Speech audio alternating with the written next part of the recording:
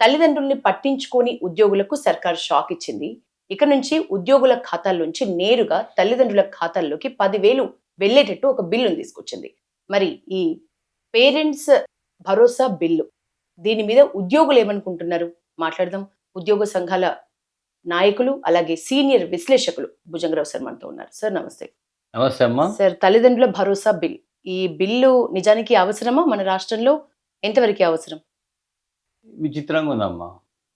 PR చేయకుండా, ఉమ్, 5 డిఏలు ఇవ్వకుండా, పిఆర్ చేయకుండా, రిటైర్డ్ చచ్చిపోతున్నా పట్టించుకోకుండా, ఉమ్, రోగాలు వచ్చినా కూడా చచ్చిపోతున్నా కూడా స్పందించకుండా, కోసుక తిన్న రూపాయలు వండక తిన్న రూపాయలు మొండి మాటలు మాట్లాడకుండా, ఒక ప్రభుత్వ ముఖ్యమంత్రి అంటే మా అందరికి కూడా ఒక పెద్ద అన్నయ్యలాగా, ఒక కన్న తండ్రిలాగా కడుపులో పెట్టుకొని కాపాడుకోవాల్సిన ముఖ్యమంత్రి మమ్మల్ని అందరినీ గాలి కొదిలేసి సంరక్షించినవాడు. ఉమ్, మీ తల్లిదండ్రులను సంరక్షించండి, ఉమ్, సంరక్షించకపోతే మీకు వచ్చేటువంటి జీతపత్యాల్లో 15% కోత పెడతా, ఆ డబ్బులు కూడా మీరు ఇవ్వాలని ఏం లేదు, ఉమ్, ఆటోమేటిక్గా కట్ అవుతాయి, ఉమ్, వాళ్ళకి చేరిపోతాయి అని అంటున్నాడు. ఉమ్, ఇట్లా మళ్ళీ చలాన్ల గురించి కూడా వచ్చింది, ఉమ్, ఆటోమేటిక్గా కట్ అవుతుంది, చేరిపోతాయి అని. అంటే ఎంత పెద్ద నిరసన వచ్చిందో. అవును. రేవంత్ రెడ్డి గారికి ఉన్న గొప్ప దుర్గుణం ఏంటంటే లేనిపోని దాంట్లో ఏలు పెట్టుడు, వాసన చూసుడు, ఉమ్, విమర్శ వచ్చిన తర్వాత మళ్ళీ పక్కకు పోడు. ఉమ్, ఎందుకు ఇట్లాంటి పనులు చేస్తాడు అనే విచిత్రమైనటువంటి మెంటాలిటీ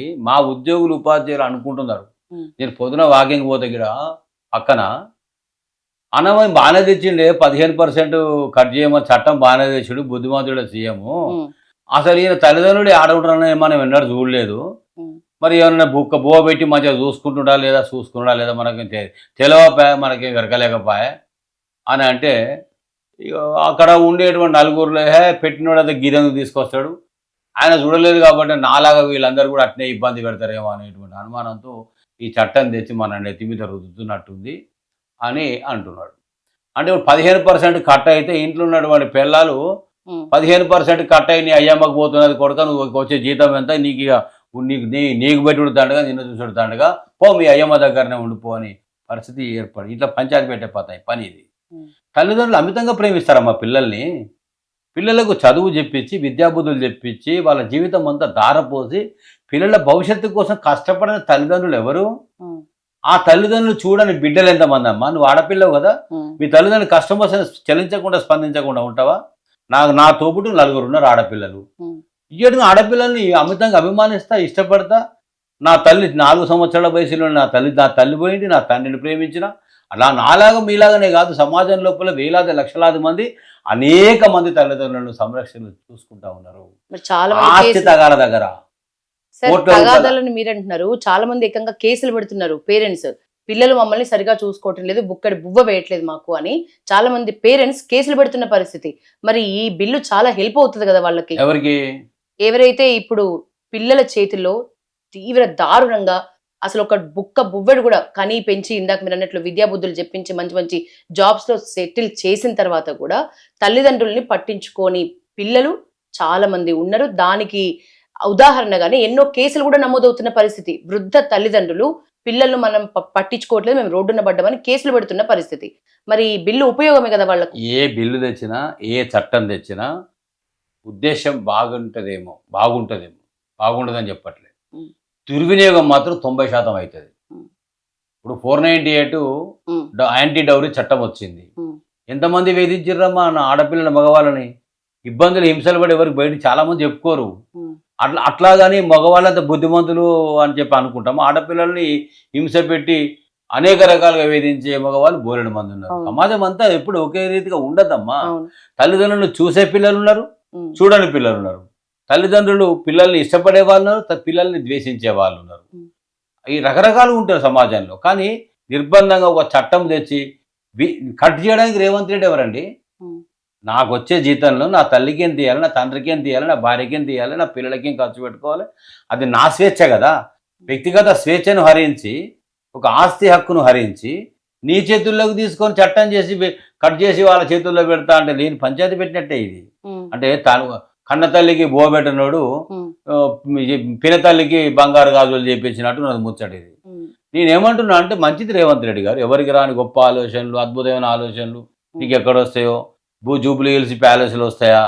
మరి ఎక్కడొస్తాయో మరి ఆడనో నీ కథ తెలియదు, నీకు గురువు ఎవరో నీకు చెప్పేది ఎవరో కానీ మాతృదేవో భవ పితృదేవో భవ అనే సంస్కృతిలో మన సమాజం ఉంది. నేనైతే ఇప్పటికి అదే నమ్ముతున్నా. వృద్ధాశ్రమాలు ఎందుకు వస్తున్నాయి సార్, తల్లిదండ్రులు బాగా చూస్తాయనేటువంటి ప్రశ్న మీరు వేయొచ్చు కాక, వృద్ధాశ్రమాలు రావడానికి ఈ రోజుల్లో తల్లిదండ్రులను చూసేటువంటి వెసులుబాటు లేక ఇద్దరు ఉద్యోగస్తులు, ఈమె జాబ్కి ఈమె పోతుంది, ఆయన జాబ్కి ఆయన పోతాడు. ముసలిలో కావాలి ఎవరు ఉండే అవకాశం ఉండదు. ప్రేమ ఉంటుంది, అభిమానం ఉంటుంది, అది కూడా ఒక కారణం. భర్త మంచోడే, కొడుకు మంచోడే, కోడలంటే పడదు, కోడలు సరిగా చూడదు, ఉండలేరు ముసలి వాళ్ళు, అవగాహన ఉండదు. అక్కడ వృద్ధాశ్రమం అవసరం వస్తుంది. ఆ రకంగా ఈ వృద్ధాశ్రమాలు పెరిగిపోతున్నమాట వాస్తవం, నేను కాదనడం లేదు. ఒక సంస్కృతిని చక్కదిద్దాలంటే నువ్వు ఇచ్చేటివన్నీ ఇచ్చి కడుపు నిండా మాకు భోజనం పెట్టి పరిపాలకుడిగా నువ్వు చూసి మా 5 డిఏలు మాకు చెల్లించి మా రిటైర్మెంట్ డబ్బులు మాకిచ్చి మా పిఆర్సీ మాకిచ్చి మీరు వేరు కాదు నేను వేరు కాదు మనందరం కూడా ఒక్కటే, రాష్ట్ర ప్రభుత్వాన్ని మీరు నేను కలిపి కాపాడుకుంటున్నాం నడుపుకుంటున్నాం, మిమ్మల్ని చూసే బాధ్యత నాదే. మరి మాకు అన్నీ ఇవ్వకపోతే నువ్వు మరి నీ దగ్గర ఎంత పర్సెంట్ కట్ చేయాలి, నీకేం కట్ చేయాలి? మాధవం సంపాదన కట్ చేసినావు, మరి నీకు ఉన్న బాటల్లో ఏది కట్ చేయాలి రేవంత్ రెడ్డి గారు? అంటే నీకు చట్టం చేస్తూ ఉండేది నీ మీదనే. ఒకటి మా దగ్గర ఓటు అనేటువంటి హక్కు ఉంటుంది, మా అవసరం వచ్చినప్పుడు మా తడాకా చూపిస్తాము. నువ్వు పనికి వస్తావా పనికి రావా అని చెప్పేది మేము. నువ్వే అంటావు 2029 దాకా నేనే ఉంటా అని. ఎవరు చెప్పారు నీకు? 2034 దాకా ఉంటా అంటావు. అబ్బా ఎవరు చెప్పారు? తల్లిదండ్రుల సంరక్షణ బిల్లును ఉద్యోగులు వ్యతిరేకిస్తున్నారు అంటే అది నెగిటివ్ గా అర్థం చేసుకునే అవకాశం ఉంటుంది కదా సార్. 100% ఈ బిల్లును వ్యతిరేకించడం లేదు మేము, కానీ మేమేమంటున్నాం అంటే నీకు హక్కు ఎవరు ఇచ్చారు అని అడుగుతున్నాం. కట్ చేయడానికి ఎస్, నీకు హక్కు ఎవరు ఇచ్చిండ్రు? మా జీతం కట్ చేసి నువ్వు నేరుగా పంపడానికి నువ్వెవరివి? నువ్వు పెద్ద కొడుకువా? మా తోడ పుట్టినవా? కూడబెరిగినవా? మా అయ్యమ్మ నిన్ను కన్నదా? ఎట్లా ఇది? ఏం సంస్కృతి అంటున్నా నేను. మీరు చెయ్యండి, చట్టం చేయండి. నిర్బంధంగా మీరు అమలు చేయకపోతే మీ ట్రాన్స్ఫర్ చెయ్య, మీ ప్రమోషన్ ఆపేస్తా, మీ ఇంక్రిమెంట్ ఆపేస్తా, అనేక రకాలైనటువంటి మార్గాలు ఉన్నాయి ప్రభుత్వానికి. నేరుగా జీతం కట్ చేసి చేతిలో పెట్టడం కాదు, చాలా రకాలుగా మార్గాలు ఉన్నాయి. Why don't you adopt all those policies? అవన్నీ అమలు కానప్పుడు కదా ఇది అల్టిమేట్ యాక్షన్. ఇది అల్టిమేట్ యాక్షన్ అనేది ఎప్పుడు ఉండదు. సామధాన భేద దండోపాయాలు ఉంటాయి.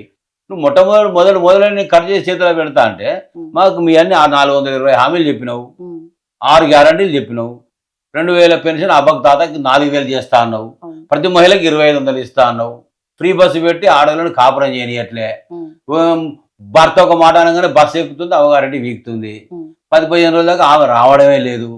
బస్సులో నేను మన బస్సు ఎక్కి వచ్చిన ఆడవాళ్ళే అనుకుంటున్నారు, రకరకాలుగా మాట్లాడుకుంటున్నారు.